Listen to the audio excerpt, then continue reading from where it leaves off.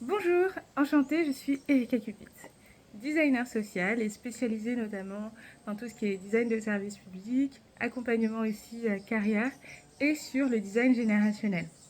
J'ai plusieurs activités, je travaille pour une collectivité territoriale, mais également du coup à mon compte au sein d'une association qui s'appelle Novum Novem, spécialisée dans le design générationnel. On s'intéresse aux usages des différentes générations pour co-construire des produits et des services, avec bien sûr nos aînés et l'ensemble des usagers.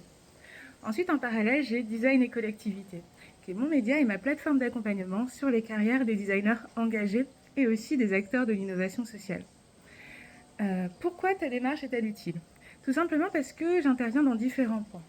Mon objectif, c'est de travailler sur de la transdisciplinarité, donc vraiment faire en sorte que différents professionnels puissent mieux travailler ensemble en hybridant leurs compétences, mais également sur de la transculturalité. Comment on va pouvoir intégrer différentes cultures, différentes approches dans nos pratiques de design et d'innovation pour ne pas plaquer des représentations sur une autre culture, mais tout simplement prendre en compte la diversité des profils et des points de vue. Ma valeur ajoutée, c'est vraiment de co-construire à la fois au niveau de l'usager, de l'ensemble des acteurs du territoire et aussi de travailler sur l'impact sociétal et notamment d'intervenir sur des champs du design qui sont peu développés, par exemple le design dans le domaine RH plutôt carrière, le design dans le domaine du vieillissement. J'interviens aussi sur des enjeux de pédagogie et sur du design de services publics. Ma démarche de design pas à pas. Alors, je peux vous expliquer par exemple un projet concret que je mène avec l'association Novum Novem que j'ai développé. Donc, l'idée, c'est de co-construire à partir des besoins des usagers et des acteurs du territoire, de faire émerger un projet autour par exemple du vieillissement. On travaille beaucoup sur la lutte contre la discrimination sur l'âge, l'agisme qui nous fait perdre quand même 7,5 ans d'espérance de vie. Et à partir en fait de ce constat qu'on a observé avec les acteurs du territoire, les usagers, les partenaires, on conçoit des jeux sérieux pour lutter contre ces discriminations, amener une transformation de pratique à la fois au niveau sociétal, au sein des entreprises, mais aussi une prise de conscience individuelle.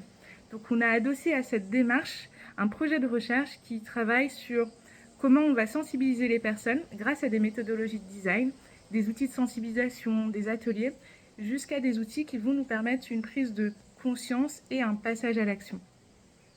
Donc en fait, on identifie des problématiques de différentes façons, en tout cas dans les activités que je mène. Il y a des problématiques qui sont identifiées à partir du terrain. Donc là, c'est une remontée de besoins, comme je vous disais, par rapport aux problématiques liées au design générationnel. Mais on a des problématiques qui sont liées, par exemple, à des commanditaires. Donc en fait, on me sollicite pour mon expertise, pour co-construire des projets. Par exemple, ma problématique, c'est de concevoir un comité usager. Et donc là, ce que je vais faire, c'est pouvoir expliquer aux personnes, ok, comment on va trouver des méthodologies pour impliquer tes usagers, mais non seulement les impliquer, mais co-construire avec elles et leur permettre aussi de partager eux-mêmes leur vision du service public de demain. Donc c'est vraiment des méthodes participatives et collaboratives.